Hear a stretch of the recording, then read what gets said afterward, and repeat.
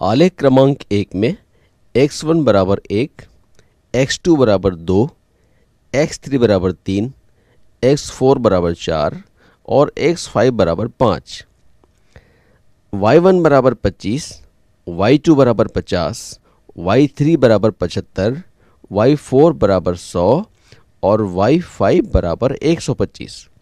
यहाँ पर y2 minus y1 बटे x2 माइनस x1 बराबर 50 ऋण 25 बटे 2 ऋण 1 बराबर 25 बटे 1, y3 माइनस y2 बटे x3 माइनस x2 बराबर 75 ऋण 50 बटे 3 ऋण 2 बराबर 25 बटे 1।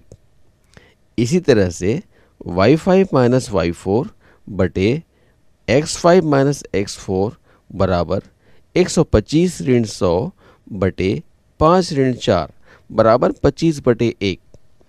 आलेख क्रमांक 4 में y2 माइनस y1 बटे x2 माइनस x1 बराबर 3 ऋण 3.5 बटे 2 ऋण 1 बराबर ऋण 0.5, y3 माइनस y2 बटे x3 माइनस x2 बराबर 2.5 ऋण 3.0 बटे 3 ऋण 2 बराबर ऋण 0.5 इत्यादि। आलेख क्रमांक 5 में y2 माइनस y1 बटे x2 माइनस x1 बराबर 8 ऋण 4 बटे 2 ऋण 1 बराबर 4, y3 माइनस y2 बटे x3 माइनस x2 बराबर 12 ऋण 8 बटा 3 ऋण 2 बराबर 4 इत्यादि। हम देख रहे हैं कि आलेख 1, 4 और 5 में से प्रत्येक में y2 माइनस y1 बटे x2 माइनस x1 बराबर है y3 माइनस y2 बटे x3 माइनस x2 के। ये कांस्टेंट है, नियत है और इनके आलेख भी सरल रेखा हैं। यानी जहाँ भी आलेख में y2 माइनस y1 बटे x2 माइनस x1 बराबर y3 माइनस y2 बटे x3 माइनस x2 बराबर y4 माइनस y3 बटे x4 माइनस x3, इसी तरह से yn ऋण yn माइनस 1 बटे xn ऋण xn माइनस 1 नियत होंगे, वहाँ आलेख सरल रेखा के रूप में होगा। इस प्रकार के आलेखों में राशियों के बीच के संबंध को रैखिक समीकरण ax plus by is equal to c या y is equal to mx plus c के रूप में दर्शा सकते हैं। क्या अन्य आलेखों में भी इस प्रकार का कोई संबंध है?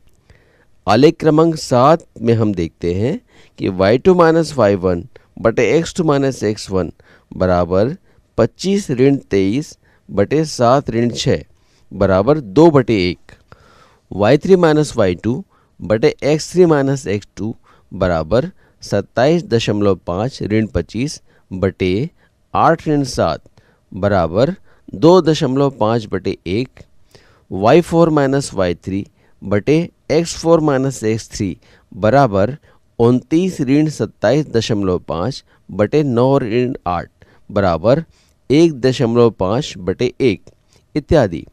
स्पष्ट है कि y2 माइनस y1 बटे x2 माइनस x1 बराबर नहीं है y3 माइनस y2 बटे x3 माइनस x2 के। यह भी बराबर नहीं है y4 माइनस y3 बटे x4 माइनस x3 के। इसी प्रकार का संबंध आप आलेख क्रमांक 6 में भी देख सकते हैं। इन दोनों उदाहरणों में y2 माइनस y1 बटे x2 माइनस x1 तथा y3 माइनस y2 बटे x3 माइनस x2 और y4 माइनस y3 बटे x4 माइनस x3 नियत नहीं है, इसलिए इन उदाहरणों में आलेख सरल रेखा नहीं है। करके देखें।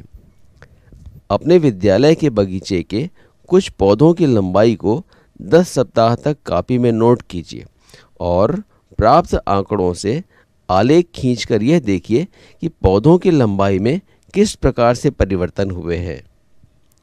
विभिन्न परिस्थितियों में बने आलेख को पढ़ना। अब हम विभिन्न उदाहरणों की सहायता से आलेख को पढ़ना, समझना और उसका विश्लेषण करना सीखेंगे। उदाहरण 1, दो गमलों ए और बी में दो अलग अलग प्रकार के पौधे लगाए गए हैं जिनकी ऊंचाइयां 5 सप्ताह तक हर सप्ताह के अंत में नापी गईं। इन मापों को नीचे आलेख में दर्शाया गया है। आलेख की सहायता से निम्नलिखित प्रश्नों के उत्तर दीजिए।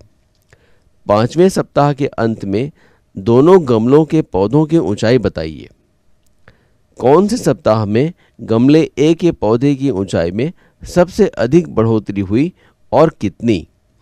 चौथे सप्ताह के अंत में गमले बी के पौधे की ऊंचाई कितनी थी? हल। आलेख में हम देख पाते हैं कि 5वें सप्ताह के अंत में गमले ए के पौधे की ऊंचाई 12 सेंटीमीटर और गमले बी के पौधे की ऊंचाई 10 सेंटीमीटर थी। दूसरे सप्ताह में गमले ए के पौधे की ऊंचाई में 3 सेंटीमीटर की बढ़ोतरी हुई। यह बाद के किसी अन्य सप्ताह में हुई बढ़ोतरी से ज़्यादा थी। चौथे सप्ताह के अंत में गमले बी के पौधे की ऊंचाई 8 सेंटीमीटर थी। उदाहरण 2, एक 2020 क्रिकेट मैच के दौरान दो टीमों ए और बी के द्वारा बनाए गए रनों को निम्नांकित आलेख में प्रदर्शित किया गया है। आलेख की सहायता से निम्नलिखित प्रश्नों के उत्तर दीजिए। 1, टीम ए ने 16 ओवर तक कितने रन बनाए? 2, किस अंतराल के दौरान टीम ए और टीम बी के रन बनाने की दर सबसे अधिक थी? 3, किस अंतराल के दौरान टीम ए और टीम बी के रन बनाने की दर सबसे कम थी? 4, 8वें ओवर के पश्चात टीम ए और बी के रनों में कितना अंतर था? 5, आलेख को देखकर बताइए कौन सी टीम विजयी हुई? हल। 1, टीम ए ने 16 ओवर में 126 रन बनाए। 2, 16 से 20 ओवर के अंतराल में टीम ए और टीम बी के रन बनाने की दर सबसे अधिक थी। 3, 4 से 8 ओवर के अंतराल में टीम ए के रन बनाने की दर सबसे कम थी तथा टीम बी के रन बनाने की दर 8 से 12 ओवर के अंतराल में सबसे कम थी। 4, 8वें ओवर के पश्चात टीम ए और बी के द्वारा बनाए गए रनों में 6 रन का अंतर था। 5, आलेख से स्पष्ट है कि इस मैच में टीम बी विजयी हुई। करके देखें। आप भी अपने मित्रों के साथ खेले गए क्रिकेट मैच में बनाए गए रनों को आलेख पर दर्शाइए।